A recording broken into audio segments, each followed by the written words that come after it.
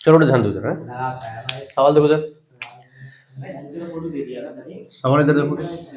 एक बेलन के आधार का क्षेत्रफल 16 पाई वर्ग सेंटीमीटर है तथा आयतन 112 पाई घन सेंटीमीटर है। बेलन की ऊंचाई पूछ रहा है भाई, बेलन की ऊंचाई। अब देखो कैसे करेंगे इसे। सिंपल तरीका ये है करने का, देखो। अच्छा कर लोगे नहीं ये तो तुमसे हो जाएगा नहीं है। देखो एक बेलन है, बेलन तो जानती हो है ना, जैसे ड्रम की आकृति उसी को बेलन के नाम से जाना जाता है। बेलन के आधार का क्षेत्रफल, तो आधार के क्षेत्रफल को क्या कहते हैं भैया? पाई आर स्क्वायर। लगा दो यहाँ पर, देखो पाई आर स्क्वायर, ठीक। कितना दे रखा है? 16 पाई। पाई से पाई कैंसिल, इसका स्क्वायर हटा के इस पे रूट छोड़ा दीजिए और इसका हम वर्गमूल लेंगे तो कितना आएगा भैया? 4 सेंटीमीटर। आप समझ गए होंगे कि इसका तो 4 सेंटीमीटर आएगी, रेडियस निकल के त्रिज्या।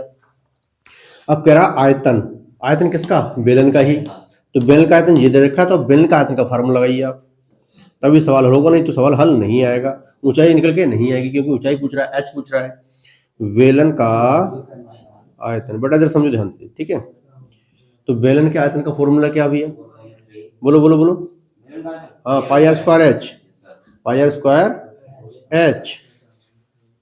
ये फॉर्मूला कौन याद करेगा? करना तो आपको पड़ेगा ना।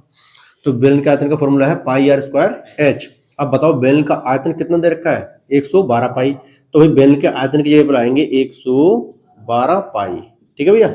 112 पाई, यहाँ पर पाई की जगह पर पाई रहेगा।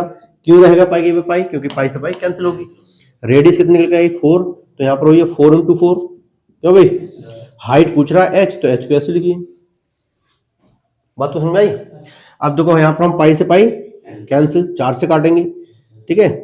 तो कितना होगा? 4 एकम 4, 4 दूनी 8, कितना बचा? 3, 32 होगा। 4 अट्ठे 32, 4 से फिर काटे, 4 सत्ते कितना होता है?